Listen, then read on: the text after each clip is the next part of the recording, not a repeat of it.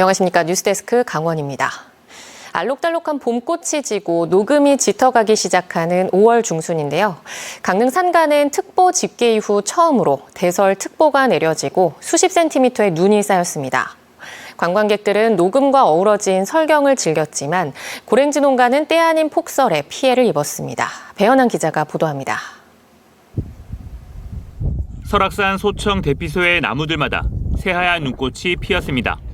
대피소 건물엔 고드름이 주렁주렁 달리고 주변은 전부 눈에 파묻혔습니다.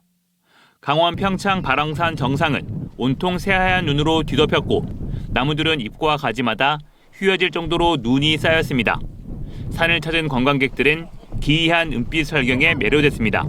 태어나서 5월에 눈 쌓인 건 처음 봤고요. 강릉엔 여행 왔다가 소개받아갖고 올라왔는데 정말 장관입니다. 어제 오후부터 시작한 눈발은 밤사이 더욱 강해지며 오늘 오전까지 이어져 중청 대피소엔 22cm, 소청 대피소엔 40cm의 눈이 쌓였습니다. 수십 센티미터의 폭설에 강원 북부 산간엔 오늘 오전까지 대설주의보도 내려졌습니다. 5월에 대설주의보가 내려진 건 지난 2021년 5월 1일 이후 3년 만이지만 5월 중순 이후로 한정하면 특보 집계를 시작한 지난 1999년 이후 처음 있는 일입니다. 약 5km 상층에 영하 25도 이하의 매우 차가운 공기를 동반한 저기압이 우리나라 중부지방을 통과하면서 기온이 낮은 1000m 이상의 높은 산지로 많은 눈이 내렸고 5월 중순 이례적인 폭설에 농가 피해도 발생했습니다. 5월을 맞아 봄을 준비하던 강릉 안반대기 고랭지 밭들도 이번 폭설로 이처럼 온통 하얗게 변해버렸습니다. 3만 제곱미터 면적의 고랭지 채소단지는 폭설에 산나물 줄기가 꺾이고 배추를 심기 위해 고른 땅은 토사가 눈과 함께 흘러내리며 엉망이 됐습니다. 산나물 농사를 한 7년 했는데 이런 상황은 처음입니다.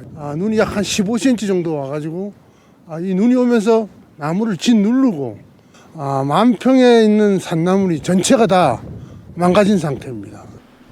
기상청은 눈이 쌓인 강원 산간에 현재 강풍특보가 내려져 있다며 안전사고에 유의해달라고 당부했습니다. MBC 뉴스 배현환입니다. 오는 6월 8일부터 시행되는 강원특별법 가운데 특히 산림 분야에 대한 관심이 큽니다.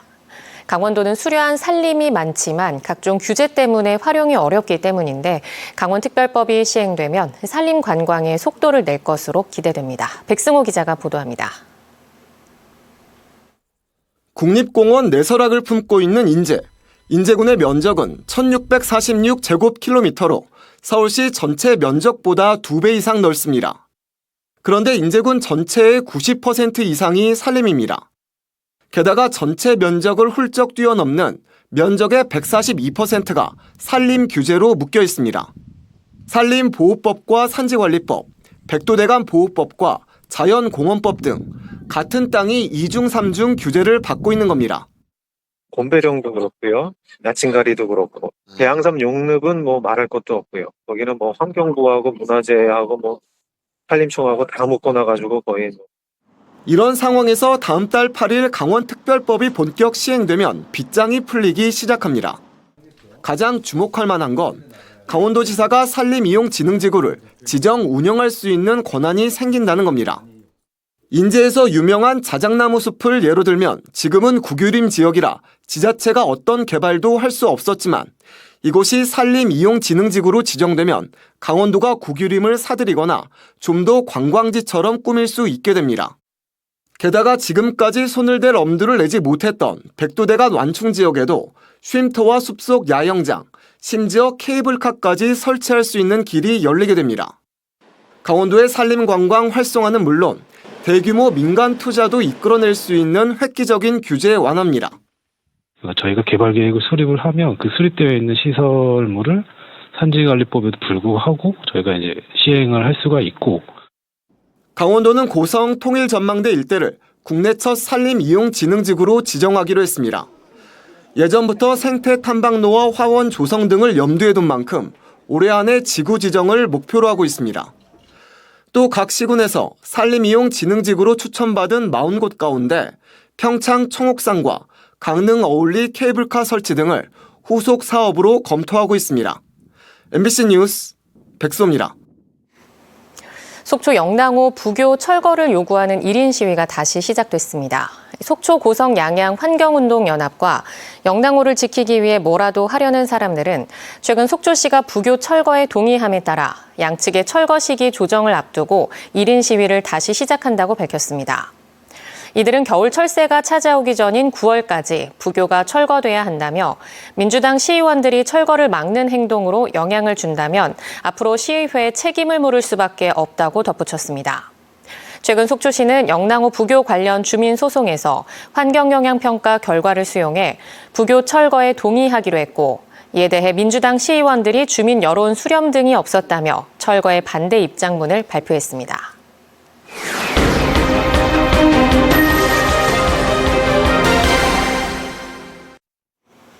강원대학교 도계 캠퍼스가 급식 물품을 납품받는 과정에서 견적서보다 많은 물량을 요구하면서 업체에 갑질을 한다는 제보가 들어왔습니다. 원가 이하로 입찰에 참여한 업체가 항의하자 영양사는 납품량을 부풀리도록 지시했는데 이 밖에도 잦은 반품 요구로 급식 공급의 고충을 호소했습니다. 김영호 기자입니다.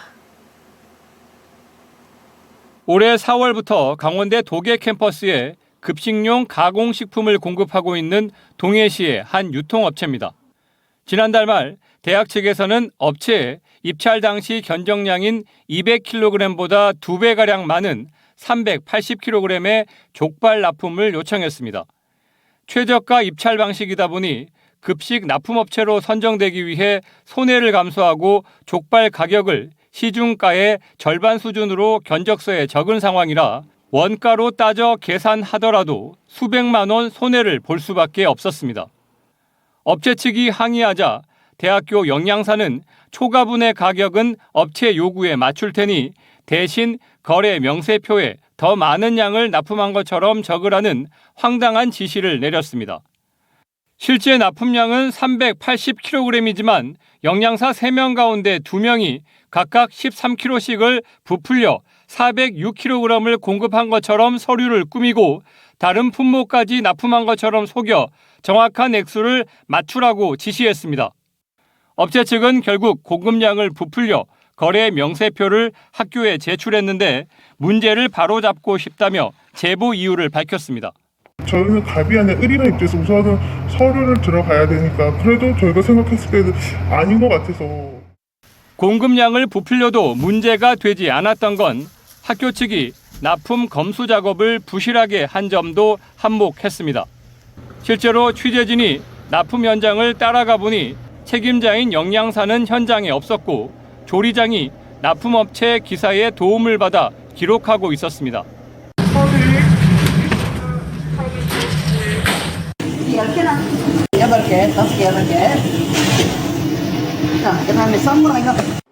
업체 측은 영양사들이 견적서에 없는 특정 브랜드 제품을 고집하며 반품에 재고 부담을 준다고도 주장했습니다. 공부에도 납품해봤지만 공부대도 규격의 사양만 있으면 통과하지만 저기서는 특정 브랜드 규격과 맛이 없다 이런 논리를 펼치더라고요. 학교 측은 학생들의 선호도와 건강을 위해 영양사 재량으로 특정 브랜드를 선택할 수 있고 최근 견적서의 물품 규격 방식을 바꾸면서 문제가 불거진 것 같다며 이를 해결하겠다고 밝혔습니다. 품목을 이제 일반화하고 그다음에 이제 원가도 이제 현실화하여 이제 업체들이 좀 더 많이 들어와서 이제 경쟁을 더 할 수 있는 구도로 이제 만들어 나갈 생각이고요.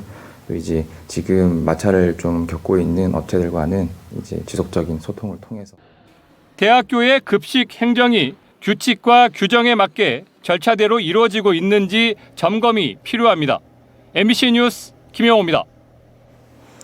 화창한 봄날 철원 고석정 꽃밭이 개장했습니다. 화려한 봄꽃이 유혹하는 철원 고석정에 이승현 기자가 다녀왔습니다. 화사하게 핀 노란 유채꽃이 봄바람의 일렁입니다. 탐스럽게 맺힌 수국의 꽃잎은 연분홍빛 자태를 뽐내고 촛불을 닮았다는 촛불 맨드라미도 꽃망울을 터뜨릴 채비를 마쳤습니다. 나들이객들은 꽃을 배경으로 산책하고 사진을 찍으며 즐거운 시간을 보냅니다. 어제 비가 와서 정말 너무 공기도 맑고 정말 오존을 찾아볼 수 없는 것 같아요. 진짜 좋았어요. 철원 고석정 꽃밭이 봄맞이 나들이 객을 맞이하기 시작했습니다. 올해 3월부터 24만 제곱미터의 땅에 심긴 꽃만 11종, 70만 송이에 달합니다. 지난 작년에도 예뻤는데 올해도 너무 예쁘고 날씨도 좋아서 꽃이 더 예쁘게 보이는 것 같아요. 엄마랑 나와서 너무 좋고 날씨가 너무 좋아서 꽃들도 너무 예뻐요. 고석정 꽃밭은 과거 군부대 포 훈련장이었습니다. 지난 2015년 철원군에 양효된 뒤 철원의 대표 관광지로 자리매김했습니다. 그 뒤 상하반기로 나눠 봄과 가을을 대표하는 꽃들로 가꿔지고 있습니다. 지난해에는 운영 2년 만에 누적 관광객이 100만 명을 돌파했습니다. 6월 23일까지 이제 개장할 계획으로 있는데 저희 고석정 꽃밭을 오시면 여러분들이 즐기실 각종 볼거리, 즐길거리, 먹거리, 체험거리를 다양하게 준비를 해놨거든요. 고석정 꽃밭은 이달 24일까지 무료로 입장할 수 있습니다. 그 뒤 유료로 전환되지만 입장료의 일부는 철원에서 쓸 수 있는 지역 상품권으로 지급됩니다. MBC 뉴스 이승현입니다. 지난달 강원도 민간 아파트 분양 가격이 3.3제곱미터당 1,477만 원으로 1년 새 180만 원이나 올랐습니다. 주택도시보증공사는 지난해 4월 1,296만 원이었던 3.3제곱미터당 분양가가 1년 만에 13.9%가량 상승했다고 밝혔습니다. 강원도 아파트 분양 가격은 수도권과 광역시를 제외한 지방 가운데 제주도 다음으로 높았는데 10년 전과 비교했을 때 2.3배 올라 역시 제주도 다음으로 상승폭이 컸습니다. 건강보험 심사평가원 강원본부가 강릉에 새로 설치돼 7월부터 운영을 시작할 예정입니다.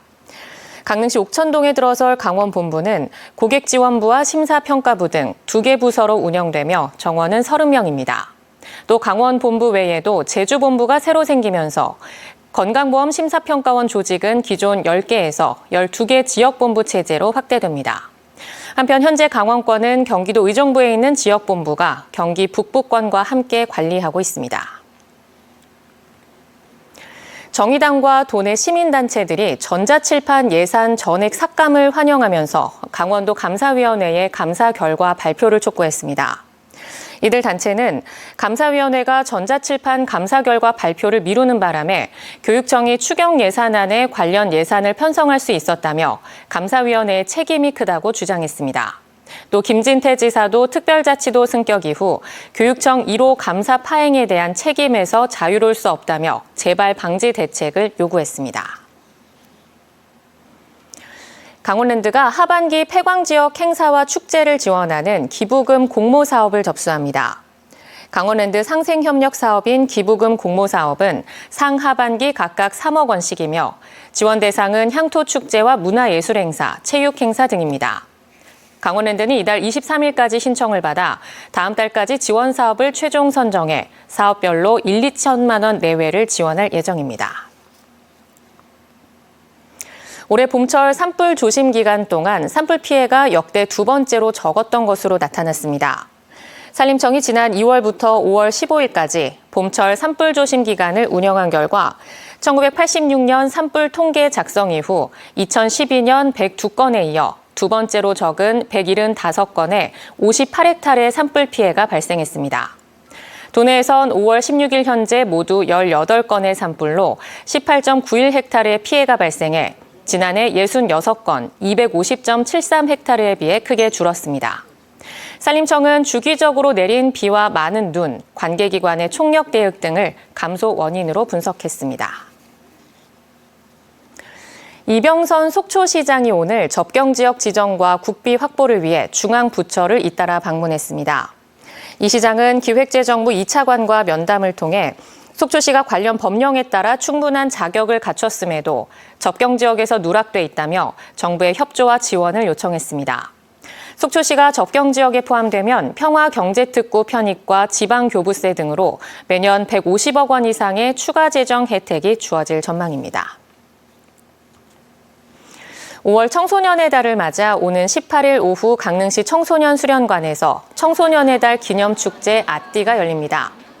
이번 축제에서는 청소년의 달 기념식과 청소년 동아리 공연마당, 청소년 진로 콘서트, 먹거리 마당 등 다채로운 프로그램이 운영되며 시민 누구나 무료로 참가할 수 있습니다.